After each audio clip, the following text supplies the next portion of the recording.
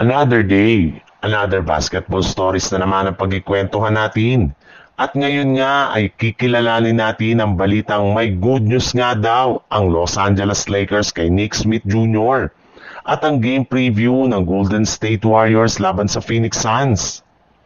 Kamakailan lamang nga ay maraming mga analyst ang nagsasuggest sa Lakers na kailangan nga daw nila na kumuha ngayon ng bagong players since underman nga ang kanilang lineup ngayon sa pagtatamo ng injury ng kanilang Big Three na sina LeBron James, Austin Reeves at Luka Doncic. Kabilang nga sa mga nabanggit na pangalan na posible nga daw nilang kunin dito ay sina Dwight Howard at si Victor Oladipo. Ngunit pinakita nga ng Lakers na hindi nga nila kailangan na kumuha ng bagong player since meron rin naman nga sila mga manlalaro na handang mag-step up sa kanilang mga laro kagaya na lang ni Nick Smith Jr.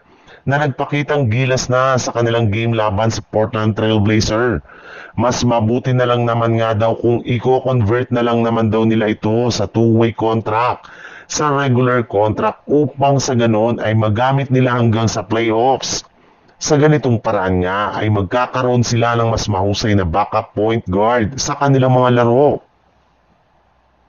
Sa ibang balita naman, pagkatapos nga ng nakakadismayang 2-game road trip ng Golden State Warriors sa pagkatalo nila dito laban sa mga kupunan ng Milwaukee Bucks at Indiana Pacers, ay babalik na rin naman nga sila ngayon sa loob ng Chase Center para kalabanin ng kupunan ng Phoenix Suns.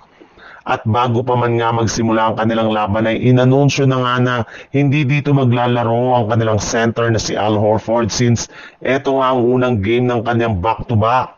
Pero sa kabila nga niyan ay nananatili pa rin ngang liyamado dito ang Warriors since sa home court nga sila maglalaro kung saan mas mataas nga ang kanilang kumpiyansa dito kumpara sa road games. Sadyang kailangan lamang nga nito na mag-ingat since hindi pa rin naman nga nila pwedeng maliitin ng Phoenix Suns. Nakakagaling pa lang sa impressive laban sa San Antonio Spurs. Na-shutdown nga nila ang superstar nito na si Victor Wembanyama. Kaya sigurado nga na kayang-kaya ng Suns na ma-upset ang Warriors kung hindi ito mag-iingat lalo na sa ginagawa nilang tira sa mga crucial moment ng kanilang laban. Kaya kailangan talaga ng Warriors na kunin agad ang momentum ng kanilang laban at makalamang agad sa kanilang laro.